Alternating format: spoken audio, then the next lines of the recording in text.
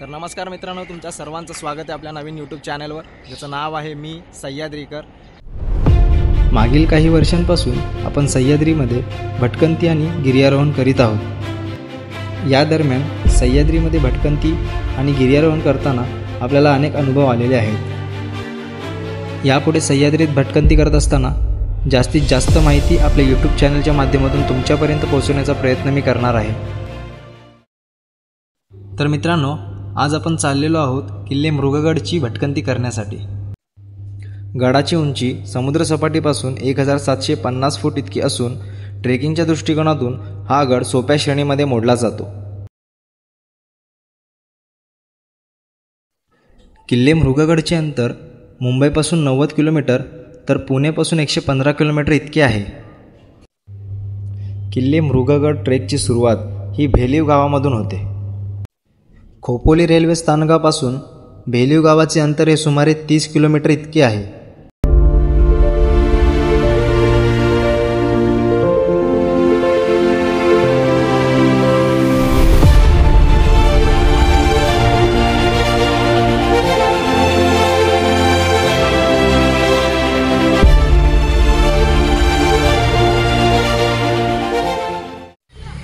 आता आपण पोहोचलेलो भेलीव गावामध्ये। हा आजचा आपला बेस विलेज आहे मृगगड ट्रेकसाठी।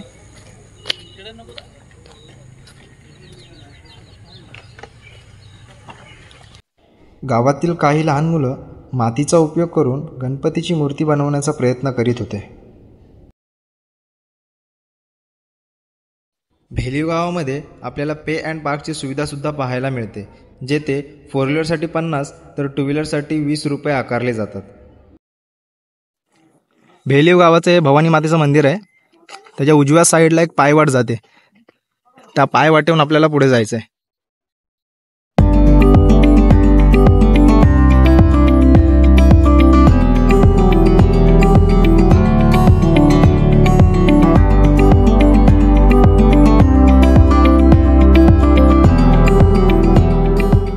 जसं तुम्ही पाण्याचा ओढा क्रॉस कराल त्यानंतर समोरच्या दिशेने तुम्हाला एक पाटी दिसेल।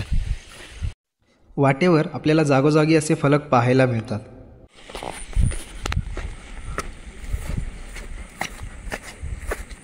गडाच्या दिशेने जाण्यासाठी एक वाट दाखवलेली आहे। त्याच्या राईट साईडने आपल्याला गडाच्या दिशेने जाण्यासाठी एक वाट आहे, त्याच वाटेने आपण पुढे जात आहोत। थोडं पुढे आल्यावर आपल्याला आता जंगलाचा पॅच सुरू होणार आहे। मागे बघू शकता तुम्ही मृगगड। ट्रेक करत असताना आपल्याला जागोजागी अशा मळलेल्या पायवाटा दिसून येतात, जेणेकरून ट्रेक करताना आपल्याला रस्ता चुकण्याची शक्यता कमी होते।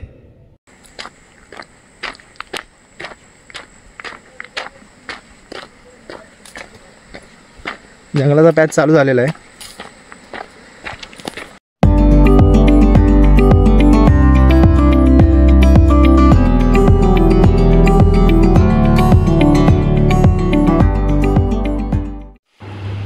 ट्रेक करत असताना आपल्याला जागोजागी पाण्याचे लहान लहान झरे पाहायला मिळतात।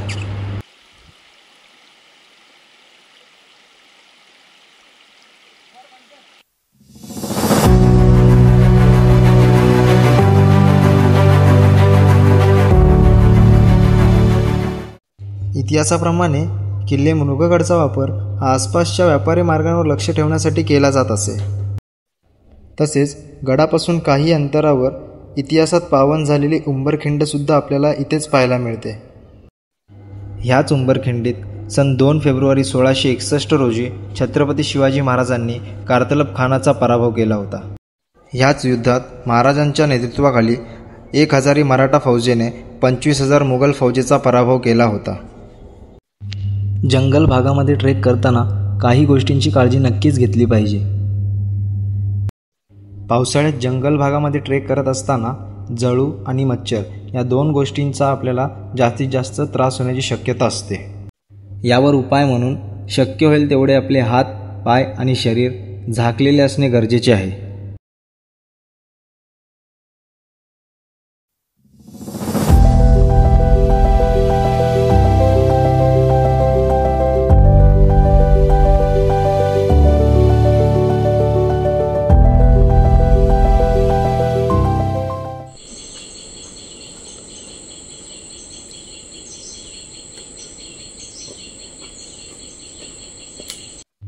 जवळपास अर्धा ट्रेक कंप्लीट करून टीमने या ठिकाणी विश्रांती घ्यायचं ठरवले. सह्याद्रीमध्ये ट्रेक करत असताना आपल्या प्रत्येकाकडे कमीत कमी 2 लिटर पाणी असणे गरजेचे आहे. थोडा अजून पुढे आल्यावर 2 वाटा लागतात. एक वाट जाते ही उजवीकडे आणि एक वाट जाते गडावर. आपल्याला लेफ्ट घेऊन गडाच्या दिशेने जायचं आहे. इथे बोर्डसुद्धा लावलेला आहे. ट्रेक करत असताना आपल्याला जागोजागी असे बोर्ड पाहायला मिळतात जे आपल्याला योग्य वाट दाखवतात. सह्याद्रीमध्ये भटकंती करत असताना आपल्याला बऱ्याच ठिकाणी असे बोर्ड पाहायला मिळत नाही. अशा ठिकाणी योग्य वाट दर्शवण्यासाठी अशा रिबिन्सचा वापर केला जातो.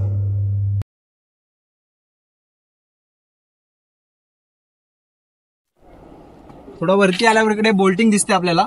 इथे एक मेटलची रोप लावलेली आहे जेणेकरून आपल्याला गडावर जायला सोपं पडेल. पूर्वी जेव्हा ही मेटलची रोप नसायची, आज तो पॅच आहे जिथे ट्रेकर्स चिमणी क्लाइम्बिंग करून गडावरती जायचे. पण जेव्हापासून मेटलची रोप लावलेली आहे आपल्याला गडावर जाण्यासाठी खूप सोपं होतं.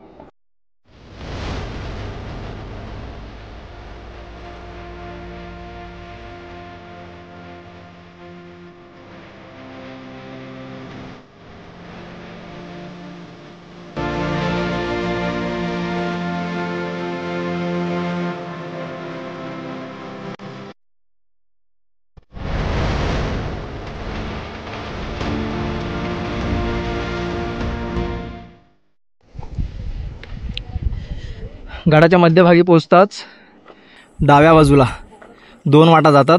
एक वाट जाते वरच्या दिशेने जी गडावर जाते आणि दुसरी वाट इथून जाते पाण्याच्या टाक्यांकडे जिथे एक गुहासुद्धा आहे. तुला मी दाखवायचा प्रयत्न करतो.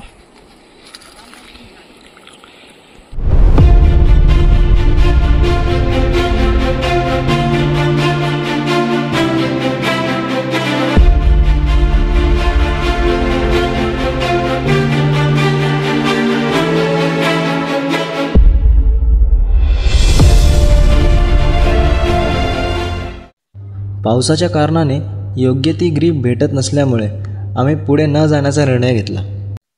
अशा वेळेस योग्य त्या ठिकाणी योग्य तो निर्णय घेऊन आपण सह्याद्रीमध्ये आपला किंवा इतरांचा अपघात होण्यापासून वाचू शकतो. पुढे गडावरील मुख्य वाटेने कातळात कोरलेल्या पायऱ्यांच्या मदतीने आपण गडावरती जाऊ शकतो.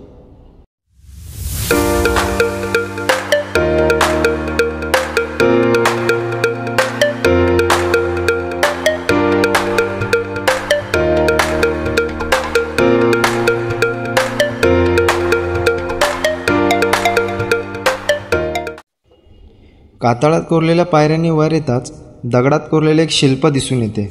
हे शिल्प कदाचित गणरायाचे असावे. मित्रांनो, तुमच्यापैकी कुणाला जर माहिती असेल तर कमेंट बॉक्समध्ये नक्की कळवा. पुढे गडाच्या वरच्या बाजूला महिषासूर मर्दिनीचे एक मंदिर भग्न अवस्थेत पाहायला मिळते. कालांतराने बांधकामात झालेली झीज किंवा गडकिल्ल्यांवर होणारे आक्रमण यासाठी कारणीभूत असावेत. गडावरून सह्याद्रीचे दिसणारे पावसाळी रूप मन प्रसन्न करणारे होते.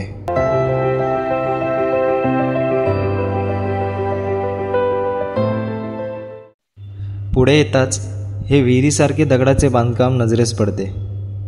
खूप वेळ पाहूनसुद्धा या बांधकामाची रचना कशासाठी केली असावी हे समजत नव्हते. पावसाकारणाने गडावर जास्त प्रमाणात मोठे गवत उगवले होते. तसेच गडाच्या वरच्या भागात प्राचीन बांधकामाचे पडलेले अवशेष आपल्याला पाहायला मिळतात.